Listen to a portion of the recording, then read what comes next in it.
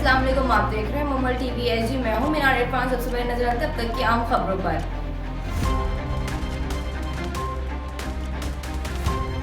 Chairman Pakistan Peoples Party Bilawal Bhutto Zardari کا کہنا ہے کہ خطرہ ہے تخت لاہور کی لڑائی پورے پاکستان پورے وفاق کو لے ڈوبے گی۔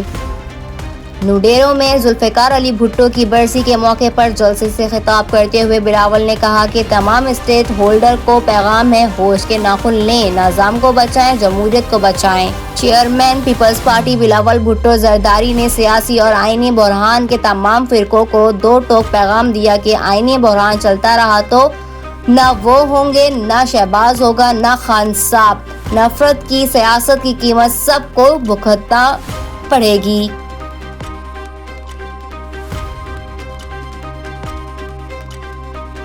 سابق وزیر اعظم مسلم لیگ نون کے قائد نواز شریف نے کہا ہے کہ سپریم کورٹ کے چیف جسٹس عمر عطا بندیال سمیت 3 ججز کے خلاف سپریم جوڈیشل کونسل میں ریفرنس دائر کرنا چاہیے۔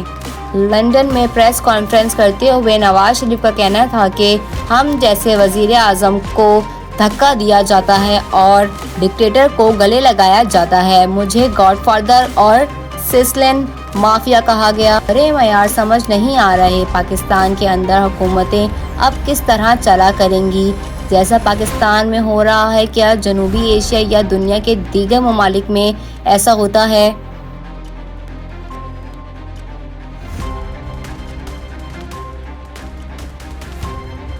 سابق صدر آصف علی زرداری دبئی سے وطن واپس پہنچ گئے۔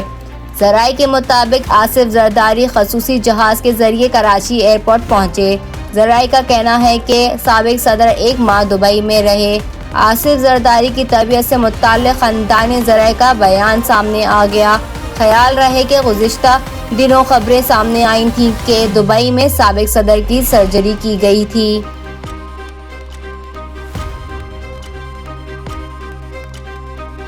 وفاقی کابینہ نے سپریم کورٹ کے الیکشن سے متعلق فیصلے کو مسترد کر دیا۔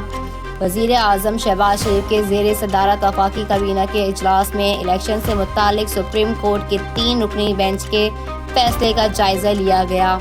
ذرائع کا بتانا ہے کہ وفاقی کابینہ نے سپریم کورٹ کے الیکشن سے متعلق فیصلے کو پارلیمنٹ کی قرارداد اسے مسترد کر دیا۔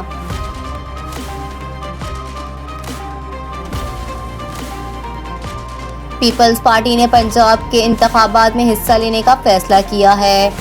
ذرائع کے مطابق سپریم کورٹ کے فیصلے بعد پیپلز پارٹی کے سینئر رہنما فریال کلپور نے وسطی پنجاب کے 7 ڈویژن کا زوم اجلاس کل طلب کر لیا ہے۔ ذرائع کے مطابق اجلاس میں شرکت کے حوالے سے لاہور اربن و رورل، ساہیوال، گوجرانوالہ، سرگودا، فیصل آباد اور راولپنڈی ڈویژن کو ہدایات جاری کی گئی ہے۔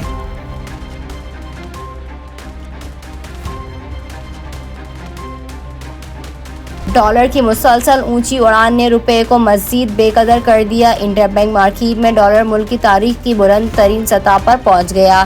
اس حوالے سے فریکس ڈالرز کا کہنا ہے کہ اوپن مارکیٹ میں ڈالر 3 روپے 50 پیسے مہنگا ہو گیا۔ قبل انٹر بینک میں ڈالر 91 پیسے مہنگا ہو کر 285.95 روپے پر پہنچ گیا تھا۔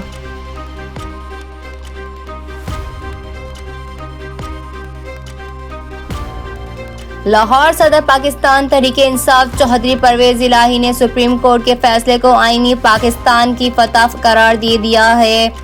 تفصیلات کے مطابق ایک بیان میں سابق وزیر اعلیٰ پنجاب چودھری پرویز الہی نے کہا ہے کہ آج تاریخی فیصلے سے ثابت ہوا کہ چیف جسٹس نے آئین کے محافظ ہونے کا حق ادا کر دیا ہے۔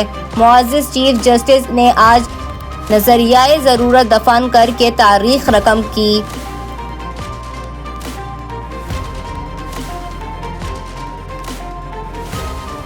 اسٹیٹ بینک پاکستان نے شرح سود 1% بڑھا دی۔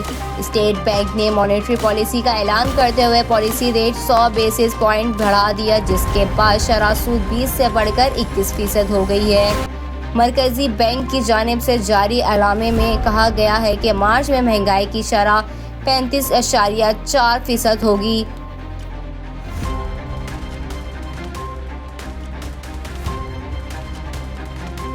اب نظر ڈالتے کھیل کی خبروں کی طرف۔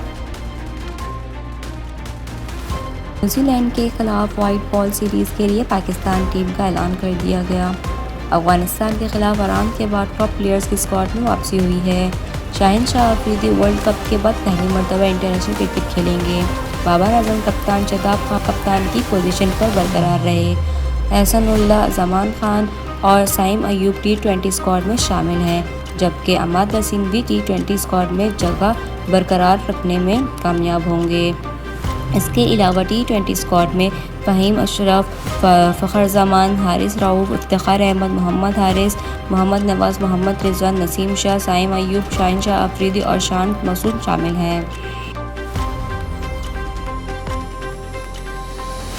اٹلی کے فٹ بالر نے مسلمان ساتھی کو دوران میچ افطار کا موقع دینے کے لیے خود کو زخمی ظاہر کر دیا۔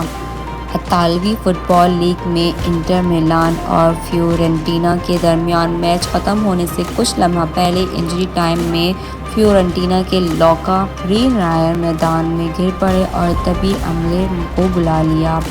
اس دوران کیمرہ ان کے ساتھی فٹ بالر سفیان پر فوکس ہو گیا، جنہیں روزہ افطار کرتے دکھایا گیا۔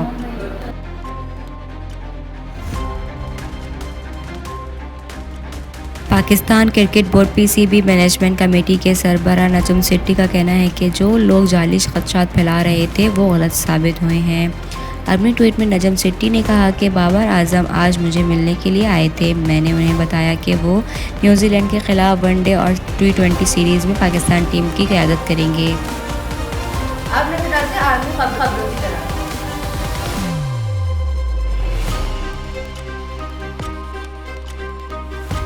امریکہ کے سابق صدر ڈونلڈ ٹرمپ پر فرد جرم عائد ہونے کے معاملے پر اپنے آپ کو نیو یارک کے حکام کے حوالے کر دیا۔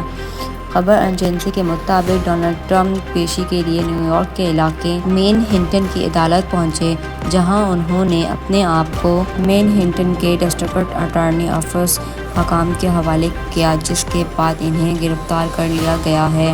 ڈونلڈ ٹرمپ میں جرمانہ کارروائی کا سامنا کرنے والے پہلے امریکی صدر بن گئے ہیں۔